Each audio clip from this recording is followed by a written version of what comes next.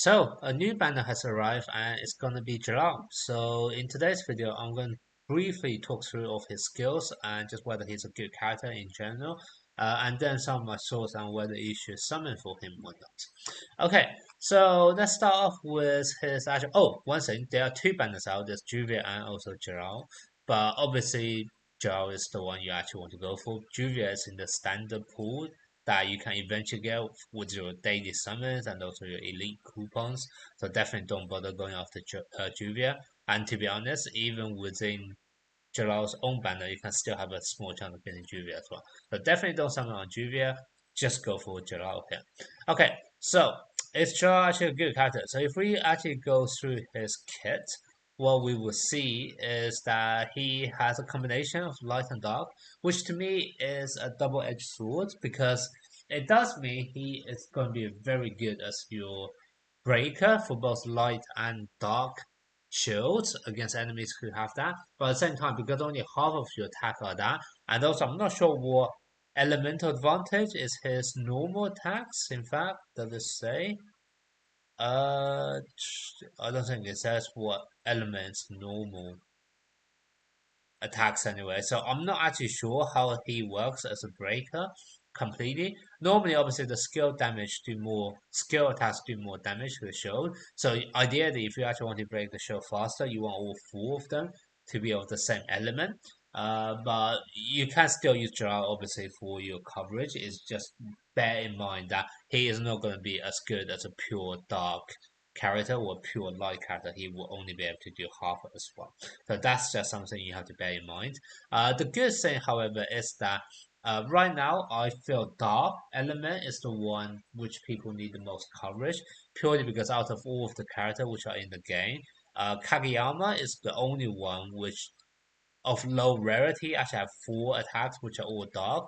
The only other R or SR unit I have managed to found which do dark is going to be Ichia, but Ichia only have two dark attacks, and also Otia, but Otia I think only have one or two dark attacks, but yeah, only one, potentially this one as well. So only have two dark attack as well.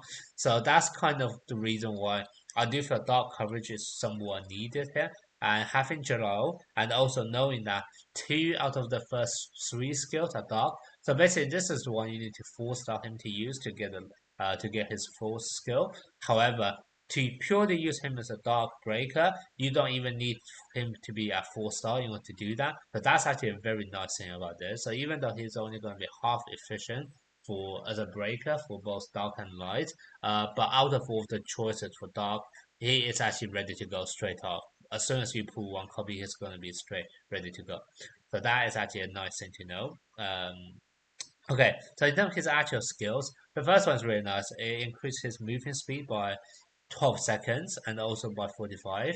That is actually very strong. A lot of time I am finding right now, I need to just run around the field, try to wait for my cooldown to come back on. So having this increased movement speed allow you to kind of dodge better, allow you to kind of create some distance. Although he's like a range attacker, so it's actually quite nice, especially if you're up in like PvP or other modes where you're up against a melee attacker, short range attacker. Having this increased movement speed so that you can get away from them and then attack from distance is very, very nice. So that's a good first skill. Then the second skill is that you're able to imprison. It doesn't say for how long, which is very annoying, but I did check in the skill preview. It does seems to be a decent amount of time. I reckon it's going to be like around at least like around 2 seconds, or possibly even more from what I'm able to see. So I do think that's quite nice as well. It's a control effect, but that's very nice in PvE against any bosses, as well as obviously in PvP modes when you're one-on-one. Then the third one, this one doesn't have much description, but from what I'm able to see, it's actually quite a nice skill. Basically, what happens is that it first of all let me kind of quickly show you. It do a bit of crowd manipulation, but getting all of the enemies together first. So you can see I grab all of the enemy together, then I push them away, and that's really nice because what that means is that you can then use normal attack to hit all of them. This is an AoE, or you can imprison all of them together. So you can see here, this is a really long time to imprison. I feel like that's at least 2 seconds, possibly even 3 seconds. So this is really nice. But yeah, I do like this one, even though the description doesn't say much.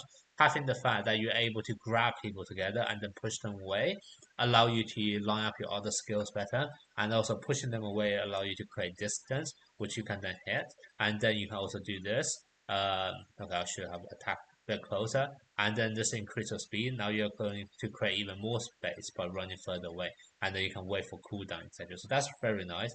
Then the fourth skill, I'll check the description later, but it's a very large range AoE. But that's all obviously always nice. It's going to be very hard for people to dodge in PvP, etc. Um, but let's see whether they have any additional effect.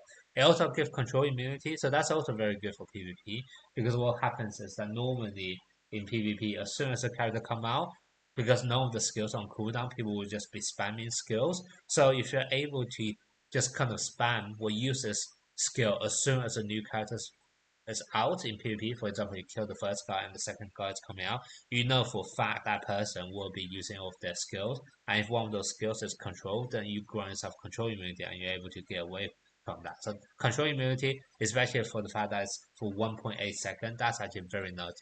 Because this will be very useful in PvP in order to counter any, I don't know, let's say Hot Eye or Juvia that's about to come out after you kill the first enemy.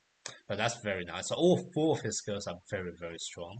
Then if we look on the passive, increased dark attack by 18%. It's only for himself, but still, that's very nice. Once again, this is something you're going to be able to use straight away as 3-star because two of his the dark attack that he has is from his second one and third skill. So hopefully you will be able to maximize the ability of his leader skill straight away. And the other thing I'm also hoping is that because he enhances dark attack naturally through his passive, it does make me wonder whether he's leaning more towards the dark element and then maybe all his basic attack will be dark as well. This is not something I'm completely sure, but if that's the case, then that would make him even better as that darkness breaker, because really that is the only element you kind of need coverage right now in the game. Then for the lead, oh sorry, that's just passive. That's not even leader skill. This is the leader skill. When he's a leader, every time when he take damage, he deals 1% attack and also dark. Oh, he's a physical attack. That's a bit surprising. I don't know why he's physical. None of his animation looks physical to me. They all look like magic. But okay, fine. He deals 1% physical damage, plus darkness damage to all enemies. This is AoE, so that's going to be potentially useful in PvE. Especially I think if you also have someone like Wendy to actually make yourself healing, then you kind of just do passive damage throughout the battle because you just heal top up your own HP, but kind of slowly chipping away enemy HP. So almost like a damage over time kind of thing. Then if you look at the enhanced passive one, he's at 6-star. I mean, this will take forever for you to get, but increase the damage of this one. So that's skill 3. So this is the crowd control one. Um, well, not crowd control, but the crowd manipulate position manipulation one. Then increase the damage of the ultimate skill by 20%. So it's just pure damage the first 2 level. SSR. Oh, this one's really strong. So basically, you get like top up HP when you're below 40%. And this kind of complement with his own leader skill as well, where he deal damage back because now he heal up HP himself. He's kind of guaranteed that he would have at least, I mean, I don't know how that translates to HP percentage wise, but it feels like it's going to be a decent amount. So yeah, so I do think he's a very strong character. But having a look at all of his kits, like at least all his 4 skills, they seem insanely strong. His leader skill is really good if you actually have a healer, or if you actually get him all the way up to SS second passive, like 6-star plus 3, to unlock this passive, then that will be very strong as well. So yeah, overall, very good character. So, should we summon for him? Now this one is a bit of a tough one. Even though he's such a good character, and I really want to summon on him, there's a few things which is kind of holding me back. So I'm going to tell you about this. But ultimately, obviously, it's still your decision on whether you want to do it or not. 2 things that's holding me back right now. One, like I said, he's not a pure dark breaker, which does make me question how useful he is because really the one character I need right now is just for my dark coverage, but because I literally have no one, and right now I am in a stage where this one, Adventure 11.9, where is it 11.9? No, not this one. is it this one, the main quest? I remember I have one. Yeah, this one where 715 where I actually need to break dark shields here. So I do really need a dark coverage here. And right now I was kind of debating on leveling up Kageyama just purely for this dark breaking skill. But if I have Jellal, that potentially prevents me needing to level up him. Even though I think he's still very decent. Like out of all the archives, I think he's definitely one of the better ones. So I might train him up anyway. But this is kind of the only thing holding me back. The fact that he's only half dark, so it does make me question whether it's actually better for me to rather than save up for him, but actually to summon him, but just save for another character who's like pure dark coverage, which is gonna be Midnight. Midnight is probably Midnight, Jalal are the two I'm really debating in between. Luxus to some extent as well because I know he's very good, but I don't really need any light coverage because Arya is actually very good as a light character, and also you will be getting some Makarov shots as you can progress. So eventually, I should be able to get at least one copy of him as well. So at least at that point, I have two characters who are able to do light coverage. So I'm not too fussed about light, which is why the other half of Joel's breaking skill, I'm not too bothered with that. But this dark one is really the one I'm debating whether it's really worth having a character. Um, just for that. And also, if it's just for breaking dark shields, you have to also bear in mind that if you go into the trial, they actually changed this up, which I really like. You can actually get a free copy of Jellal just from doing all of this because you get 25 shots on the first day from completing all of this. And then for this one, which only unlocked in 5 days' time, you are able to get another 35 here. So together that's 60. So you will already have 60 shots to get one copy of Jellal.